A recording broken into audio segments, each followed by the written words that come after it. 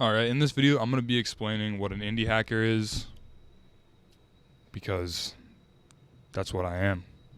So an indie hacker is basically anyone that is trying to start an online business. I guess any type of business, but primarily like online. And then majority of indie hackers also happen to be software engineers, software people. So that's what an indie hacker is. Now, what indie hackers is, which is different, that's actually the community. So indie hackers is a community started by this dude, Cortland Allen. It started off as a content site, really a showcase for these types of profitable internet businesses. But today I would describe it more as a community of founders and aspiring entrepreneurs who are like sharing knowledge with each other and helping each other to build successful business. The real core of the site is the community forum. It's just a bunch of people asking each other practical questions. A little bit about someone that might be an indie hacker.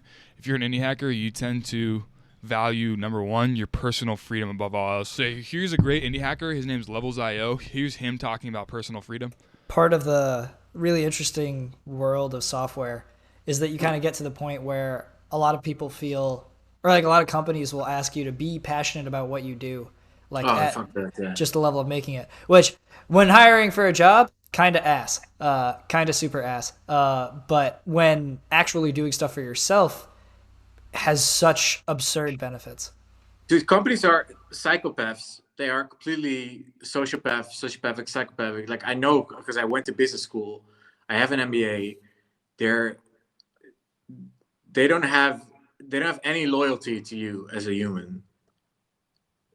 If you don't know Levels.io, he basically created a job board for remote workers, and it does, I think, 2.7 million a year, which is just really cool.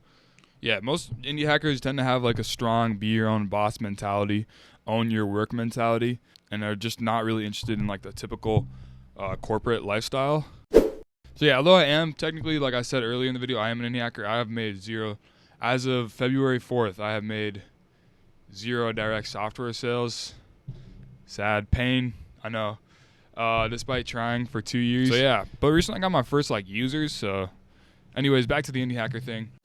In 2017, indie hackers got acquired by Stripe. So the job board is owned by Stripe, which is kind of like a genius move on their part. If you think about it, if you're an entrepreneur, you need to use Stripe to collect online payments. At least the good thing is like a lot of indie hackers do like post their revenue and are very like open about how much they're making, especially on Twitter. A lot of people in their Twitter bios will have like a bar that shows their revenue going up. Levels.io did this for a long time. I think he still does do this. So yeah. Okay, yeah, that's pretty much it. If you're interested, I would say go check out Indie Hackers, like the website. Go look at not the job board. Go look at the posts. Go see what people are doing on there.